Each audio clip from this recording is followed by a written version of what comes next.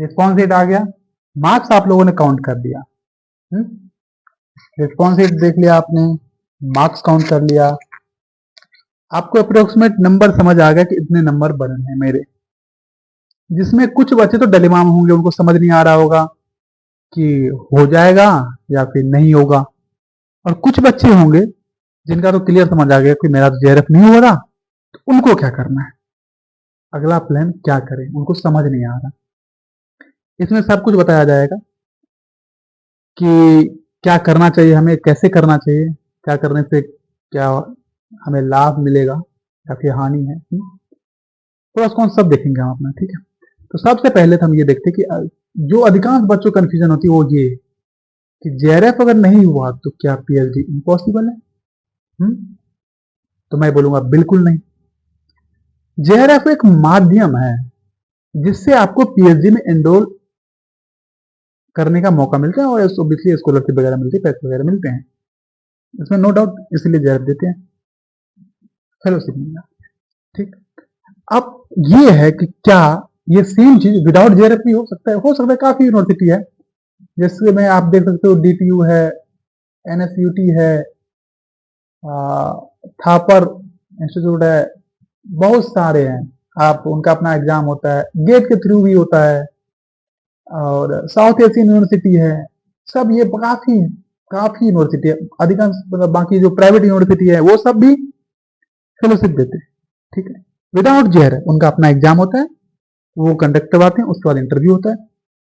ये उनके लिए है जो जेआरएफ की तैयारी कर चुके हैं। जेआरएफ की तैयारी करना क्यों जरूरी है? इसलिए क्योंकि बिना इंटरव्यू तो कहीं नहीं होना। तो इंटरव्यू में बोलोगे क्या अगर नॉलेज ही नहीं होगा तो? एग्जाम जेआरएफ नहीं निकल रहा है इसका मतलब ये नहीं है कि आपके पास नॉलेज नहीं है। जेआरएफ नहीं निकल रहा है इसका बहुत सारे रीजन हो सकते हैं। कैलकुलेशन मिस्टेक, क्वेश्चन जो आप सिलेक्ट कर रहे हो उसमें आप मिस्टेक कर जा रहे हो, आपको बाद में पेपर के बाद समझ आ रहा है कि अरे यार मैं ऐसे कर सकता था लेकिन मैं नहीं किया, ठीक। तो और कुछ इंस्टीट्यूट ऐसे हैं जो नेट के बेस पे भी लेते हैं, तो आप अप्लाई कर सकते हो उसके थ्रू, ठीक है। तो जेआरएफ नहीं होना आपका पीएचडी करना ना करना इस पर कोई फर्क नहीं डालता। जेआरएफ है तो अच्छा है, नहीं तो बहुत सारे एग्जाम है, आप उस पर ट्राई करो। जेआरएफ में 50% अप्रोक्स आप ऐसे मान के चलो कि 45% तो 50% मार्क्स सही होता है जेआरएफ के लिए। कभी कभी तो 55% भी चला जाता है जेआरएफ के लिए, तो ठीक है, इतना चाहिए होता है तो हमें जेआरएफ मिलता है। तो अगर आपको लगता है कि मैं इतना स्कोर नहीं कर पा रहा हूँ, कहीं कम कर सकता हूँ, तो आप गेट को पकड़ो, टिफर पकड़ो, इस एग्जाम को क्वालिफाई कर लो, आप उसके थ्रू चले जाओ, कोई दिक्कत थोड़ी, ठीक। बहुत सारे रास्ते हैं। तो ये क्लियर हो गया कि जेआरएफ नहीं होना इसका ये मतलब नहीं है कि आपका पीएचडी में नहीं होगा। क्लियर है? कुछ यूनिवर्सिटी नाम तो मैंने लिख दिया, अगर आप बोलोगे कमेंट करोगे तो मैं बाकी जो यूनिवर्सिटी हैं उनकी भी लिस्ट में आपको रेडी करके दे दूंगा जो खुद अपना एग्जाम कंडक्ट करवाते हैं। ऑब्वियस बात है, लेकिन इस बात को ध्यान रखना कि पीएचडी करने के नाम पे कहीं से भी पीएचडी नहीं कर लेना है, ठीक। किसी भी इंस्टीट्यूट से पीएचडी मत करना, उस इंस्टीट्यूट के बारे में जानो जिस टॉपिक पर आपका इंटरेस्ट है, अलजेब्रा पे है, अप्लाइड पे है, प्योर पे है, या फिर आप एनालिसिस में जाना चाहते हो, या फिर एनालिसिस कॉम्बिनेशन लेना चाह रहे हो, एनालिसिस प्लस बायो की तरफ जाना चाहते हो, क्या है, या क्रिप्टोग्राफी की तरफ जाना, जो भी आप करना चाहते हो उस पर सबसे पहले उस टॉपिक के बारे में जानो, उस इंस्टीट्यूट के बारे में जानो, वहां के प्रोफेसर को देखो कैसे पेपर पब्लिश है, फिर उसके अकॉर्डिंग चूज करो, ठीक। कहीं से नहीं कर लेना, मैं ये जरूर हिदायत दूंगा कि कहीं से मत कर लेना। जेआरएफ होते तो अच्छी अच्छी यूनिवर्सिटी लेती है हमें, लेकिन जेआरएफ नहीं है तो जरूरी नहीं कि बेकार ही यूनिवर्सिटी मिले, ठीक है। तो अब नेक्स्ट जो अपने पास क्या है, गेट है। अभी गेट को फॉलो करो, नेक्स्ट जो जेआरएफ होगा उसके लिए। अब प्रॉब्लम ये है कि जिन्होंने ऑलरेडी बहुत समय लगा दिया, 1 साल 2 साल लगा चुके हैं, उनके लिए प्रॉब्लम आ जाती है कि सर क्या करें, इतना टाइम लगा दिया, अब क्या करें। उनके लिए सिंपल है, अगर उनको पीएचडी करना है और पीएचडी ही करना है, कैरियर कोडिंग है, तो आप इस टाइम पे बहुत सारे रास्ते हैं, आप उसको चूज कर सकते हैं, क्योंकि आपने तैयारी तो कर लिया, थ्योरी तो पढ़ लिया। हो सकता है कुछ थ्योरी में प्रॉब्लम हो रही हो और कुछ प्रैक्टिस की कमी हो, या फिर कुछ बच्चे, बहुत सारे बच्चे ऐसे जो क्वेश्चन सेलेक्ट गलत कर लेते हैं। पार्ट 3 में तो सबसे बड़ी दिक्कत ये है कि 60 क्वेश्चन में 20 क्वेश्चन सेलेक्ट करना आता है, कितने बच्चे तो 40 के बाद क्वेश्चन देख ही नहीं पाते, पता चलता है उनके लास्ट क्वेश्चन तो बढ़िया थे, जब रिस्पॉन्स शीट आया होगा तभी ऐसा हो रहा होगा। तो जो इस टाइप के बच्चे हैं उनके लिए क्या प्रॉब्लम है, उनके लिए एक रास्ता है, आप उस रास्ते को देखते हैं। नेक्स्ट क्या है, सबसे पहले पैनिक नहीं होना, ठीक है, खुद पे भरोसा रखो, पैनिक नहीं होना, ठीक है। Not getting JRF does not define your ability, बिल्कुल सही, मैंने अभी भी बोला है आपको, क्योंकि इसके बहुत सारे रीजन हो सकते हैं कि पार्ट ए में सही नहीं कर पा रहे हो, पार्ट बी सही नहीं कर रहे हो, पार्ट सी या फिर टाइम मैनेजमेंट प्रॉब्लम है, या क्वेश्चन सिलेक्शन प्रॉब्लम है, या कॉन्सेप्चुअल गैप है, बहुत सारे प्रॉब्लम हो सकते हैं, ठीक। तो जेआरएफ नहीं होना ये डिसाइड नहीं करता कि आपकी क्या क्षमता है, ठीक है। अब एक छोटा सा ब्रेक लो और स्टार्ट करो कौन सा, क्लियर प्लान। आप सोचो क्लियर प्लान, अरे सर मुझे तो प्लान ही नहीं पता, क्लियर प्लान कौन सा, देख लो अभी इस हालत में हो, यही नहीं समझ आ रहा क्या है। क्लियर प्लान तो बहुत दूर की बात है, प्लान ही समझ नहीं आया, तो वो मैं बताने वाला हूँ कि क्लियर प्लान क्या है। चलिए देखते हैं क्लियर प्लान क्या है। इस टाइम पे क्लियर प्लान तो यही है कि नेक्स्ट प्लान आप ये रखो, जिन्होंने अभी 1 साल का ब्रेक लिया या फिर 6 महीने का ब्रेक लिया था, या फिर जो एमएससी में ही कर रहे हैं, उनके लिए तो यही है कि आप अगर अभी 6 महीने का ब्रेक लिए हो या फिर आप अभी एमएससी में है, तो वो तो सिंपल प्लान रखें कि जेआरएफ और गेट देना है और इसी की प्रिपरेशन करें, ठीक। दूसरा है कि जिन्होंने टाइम ऑलरेडी वेस्ट कर चुके, वेस्ट तो नहीं बोलूंगा, इन्वेस्ट बोलूंगा मेरे अकॉर्डिंग, तो आप लोगों को वेस्ट लग रहा हो, वेस्ट मत मानो, पढ़ाई कभी बेकार नहीं जाती। तो जो रिसर्च और प्रोजेक्ट है, आप इस अपॉर्चुनिटी की तरफ चलते हो, तो अब ये कैसे होगा ये मैं अभी बताने वाला हूँ। यहाँ पे आप टीचिंग अकेडमी की तरफ बढ़ सकते हो। अब ये कैसे होगा तो ये देखते हैं, ठीक है। चलिए पहला है जेआरएफ और गेट, एनालाइज करो, जो लोग अभी एमएससी में है, जिन्होंने 6 मंथ का गैप लिया था उनके लिए, एनालाइज करो योर रिजल्ट, ठीक। पहले इसको आप देख लोगे, चेक कट ऑफ देख लोगे, क्वेश्चन काउंट करो, correct incorrect unattempted question, identify करो टॉपिक को कि कौन से टॉपिक में आप ज्यादा गलती कर रहे हो, कि आप सही से समझ नहीं पा रहे हो, एनालाइज नहीं कर पा रहे हो, आप उसको समझो, ठीक है। उसके बाद आप जो मिस्टेक कर रहे हो, क्या क्या कैलकुलेशन मिस्टेक है, तो मुझे याद है मेरे एग्जाम के टाइम में मैंने ही मिस्टेक किया था। एग्जाम के टाइम में कुछ ऐसा था कि ऑर्डर निकालने थे, मैट्रिक्स का ही था कि उसको वैल्यू निकालनी थी, मुझे याद नहीं आ रहा एग्जैक्ट, और जैसे हम कुछ था जिसमें मैंने ऐसे कुछ कर दिया था, 2 रेज़ टू पावर 6 के आसपास कुछ आया था, या फिर ग्रुप थ्योरी में था, एग्जैक्ट याद है। और मैंने 2 रेज़ टू पावर 6 और 2 रेज़ टू पावर 5 कैलकुलेट करके आंसर लिख दिया था, एनएटी था। अब एनएटी में सबसे बड़ी दिक्कत ये आ जाती है कि एनएटी में तो पता ही नहीं चलता, गलत तरीके से सही लिख दिया। वो तो मुझे बाद में समझ आया जब मैंने अपना रिस्पॉन्स शीट देखा कि अरे यार ये तो गलत हो गया। तो ये भी मिस्टेक होता है और ये जेन्युइन सी मिस्टेक है, ये हो जाती है कभी कभी, प्रेशर में रहते हैं तो लास्ट के 10 मिनट बचे थे मेरे पास भी, तो उस चक्कर में हो जाता है कि क्वेश्चन छूट रहे हैं तो ये भी करना है। बस ध्यान इस बात को रखना, फॉलो सेम चीज मत करना, same preparation plus same mistake किए तो क्या लगता है रिजल्ट कुछ डिफरेंस आएगा? नहीं आएगा, सेम रिजल्ट ही आना, क्या आएगा? सेम रिजल्ट ही आएगा। उसको ध्यान में रख करके थोड़ा सा अपने आप पे ध्यान से स्ट्रेटजी बदलो। नहीं समझ आता है तो 1-to-1 सेशन आप मेरा ज्वाइन कर सकते हो। 1-to-1 सेशन में कहाँ पे प्रॉब्लम आ रही है डिटेल हम डिस्कस करेंगे, कोई दिक्कत नहीं है उसके लिए, ठीक है।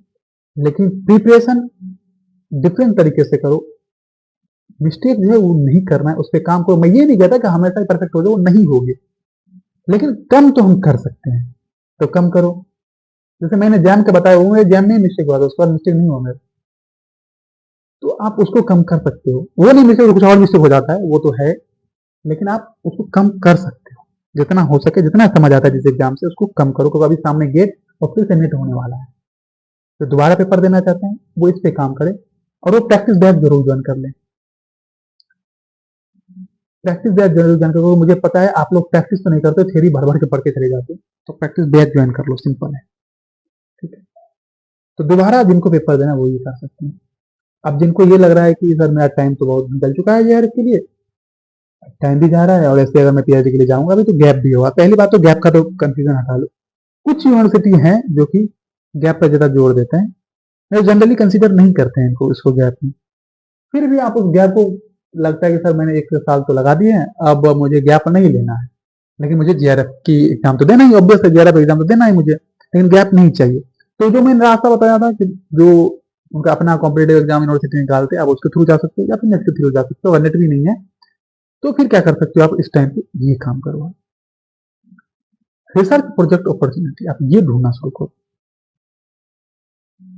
इसको ढूंढो।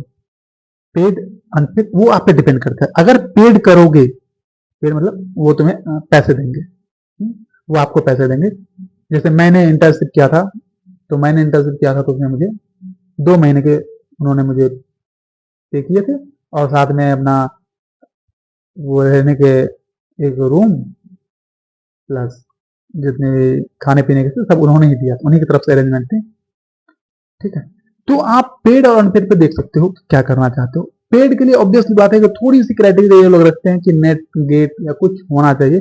कुछ यूनिवर्सिटी हैं जो कि वो डायरेक्ट भी निकालते हैं, उनको नहीं चाहिए, उनको बस इंटरव्यू दो, उनको लगता है कि ठीक ठाक नॉलेज है खोलो। नहीं तो अनपेड तो आपको भर भर के मिल जाएंगे, कहीं भी कहीं कहीं मिल जाएंगे। ये इसलिए कर लो क्योंकि हमें जेआरएफ मिलने के बाद भी करना तो पीएचडी है, तो पीएचडी में जब एक्सपीरियंस ही ऐड होगा तो आपको थोड़ी सी वैल्यू ज्यादा मिलेगी, ये है और ये होता है। मेरा एक्सपीरियंस देखोगे तो मैंने एमएससी के टाइम पे, काफी बच्चे थे एमएससी में उनको लोड ज्यादा होता है तो एमएससी करते हैं, और करना चाहिए, मैं ये नहीं कहता कि मत करो, एमएससी पे ध्यान दो, अच्छे से अगर कर सकते हो तो एमएससी के साथ साथ आप 2 चीजें कर सकते हो कि या तो आप जेआरएफ की तैयारी कर लो और उसको निकाल दो तो निकाल दो, नहीं तो रिसर्च एक्सपीरियंस उठा लो, नहीं तो क्या करो, रिसर्च एक्सपीरियंस उठा लो। मैं जहां पे था उसमें ऐसा था कि मैं जेआरएफ की तैयारी के लिए मैं टाइम नहीं निकाल पा रहा था, मुझे थोड़ा सा लग रहा था क्योंकि जेआरएफ की जो मेन प्रिपरेशन है ना वो मास्टर्स लेवल पे नहीं है, उसका मेन जो है वो है ग्रेजुएशन लेवल, तो आपको अलग से पढ़ना पड़ता है। अलग से तो कहने का मतलब यह है कि आप real analysis, linear algebra, algebra, ODE PDE, ये आपको अलग से पढ़ना पड़ता है, उस पर आपको ध्यान देना पड़ता है। तो वो मेरे को मैनेज नहीं हो पा रहा था मेरे टाइम पे, तो मैंने चीज उठा लिया था, भाई रिसर्च एक्सपीरियंस करते हैं। तो मैंने टोपोलॉजी और डायनामिकल सिस्टम पे पेपर लिख डाली। तो इस टाइम पे मैंने 3 रिसर्च पेपर लिखे थे, 2 मैंने रिसर्च प्रोजेक्ट कर लिया था एमएससी के टाइम पे, जैसे पास आउट हो ये सब चीजें कर लिया था मैंने। तो ये चीजें हो गई थी, तो आप जैसे मैंने ये किया था आप इस टाइम पे ये कर सकते हो, आप प्रोजेक्ट ढूंढो, मिलेगा, ढूंढने पे मिलेगा, ऐसा नहीं कि नहीं मिलता है, ढूंढोगे मेहनत करोगे तो मिल जाएगा। उनको ये लगता है कि मैं काफी टाइम से तैयारी कर रहा हूँ और बोर भी हो जाते हैं एक ही चीज को बार बार पढ़ने से, तो वो इस चीजों पे इन्वॉल्व हो सकते हैं, रिसर्च की तरफ जा सकते हैं। हाँ, ये उनके लिए है जिनके पास रहने खाने की सुविधा है, उनको प्रॉब्लम नहीं है, फाइनेंशियल कंडीशन अच्छी है, उनको प्रॉब्लम नहीं। अगर फाइनेंशियल कंडीशन गड़बड़ है तो ऑब्वियस बात है आप इसके तरफ मत जाओ, आप एक्सपीरियंस की तरफ चलो, वो है टीचिंग एक्सपीरियंस। ठीक है, टीचिंग एक्सपीरियंस में आप क्या कर सकते हो, कोई कोचिंग ज्वाइन कर लो, ऑफलाइन कोचिंग, या फिर होम ट्यूशन भी ज्वाइन कर सकते हो। ठीक है, तो इससे आपके खर्चे महीने के निकल जाएंगे, कोई दिक्कत नहीं आती है और कुछ सेविंग भी हो जाएंगे। या फिर आप ऑनलाइन प्लेटफॉर्म पर कर सकते हो, ऑनलाइन टीचिंग के लिए बहुत सारे हैं, बहुत सारे ऑनलाइन टीचिंग के लिए, तो आप वहां पे पढ़ा सकते हो। या फिर डाउट सॉल्विंग के लिए भी बहुत सारे हैं, सब्जेक्ट मैटर एक्सपर्ट का जो रोल है ना उसके लिए भी आते हैं, कोर्स हीरो करके है और चेग है, बहुत सारे ऐसे हैं, आप सर्च करोगे तो मिलेगा आपको। ऑनलाइन टीचिंग के लिए तो बहुत सारे इस टाइम पे भी मिल जाते हैं ऑनलाइन कंटेंट के लिए। ठीक है, तो आप वो भी कर सकते हो, या फिर कंटेंट क्रिएशन के लिए जॉब के लिए आप अप्लाई कर सकते हो, ये भी आपको मिल जाएगा। जैसे सब्जेक्ट मैटर एक्सपर्ट का रोल से निकालते हैं लेकिन कंटेंट क्रिएशन ही करवाते हैं, जैसे आप अरिहंत वगैरह में आप ज्वाइन कर सकते हो। एक बार मैं भी गया था अरिहंत में, लेकिन मुझे थोड़ा सा वर्कलोड ज्यादा लगा, तो मैं ये बता दूं अरिहंत में अगर जाना चाहते हो तो पैसे ठीक ठाक मिल जाएंगे आपको, लेकिन वर्कलोड इसमें ज्यादा होता है, तो आप उसके अकॉर्डिंग देख सकते हो, अगर आप मैनेज कर पा रहे हो तो, नहीं तो आप पार्ट टाइम ही कहीं देखो। ठीक है, या फिर आप एकेडमिक मेंटरिंग है आप वो भी देख सकते हो। ठीक, तो ये तो रहा टीचिंग फील्ड का, ताकि आपको एक अच्छा खासा एक्सपीरियंस भी हो जाए और साथ में आपके फाइनेंशियल कंडीशन के अकॉर्डिंग देखते हुए आपका खर्चा भी निकाल जाएगा और जेआरएफ की तैयारी भी कर सकते हो। ठीक है, तो हमारे लिए इस टाइम पे क्या बेस्ट है? बेस्ट यह है कि आप प्रैक्टिस बैच ज्वाइन करो हमारी। प्रैक्टिस बैच ज्वाइन करोगे, इसमें हम क्या करते हैं, थ्योरी तो आपने पढ़ रखा है लेकिन प्रैक्टिस की भी हमें जरूरत है। थ्योरी हम वो करवाते हैं जो वीक हो आपका पार्ट, हम वो भी इंक्लूड करवा लेते हैं कि चलो ठीक है हम वो भी करवा देंगे। और हमारे 6 मंथ का प्लान ये है और 1 ईयर का ये है, ये अपनी फैकल्टी है, आप देख सकते हो। ठीक है, इसमें सारे एग्जाम के एक साथ हम करवाते हैं, IIT JAM, GATE, CSR NET, NBA, MT for IAS, CMI, इससे रिलेटेड जितने भी टॉपिक है उस सारे टॉपिक के क्वेश्चन हम उठाते हैं, क्योंकि ऑब्वियसली हमें देना तो सारे एग्जाम है, तो सारे एग्जाम में करो तैयारी, एक ही छत के नीचे आपको सब कुछ मिलेगा। ठीक है, चलिए मिलते हैं नेक्स्ट वीडियो में, तब तक के लिए लाइक शेयर एंड सब्सक्राइब जरूर कर लीजिए, और हाँ प्रैक्टिस बैच ये जरूर ज्वाइन कर लीजिए। ठीक है, चलिए मिलते हैं।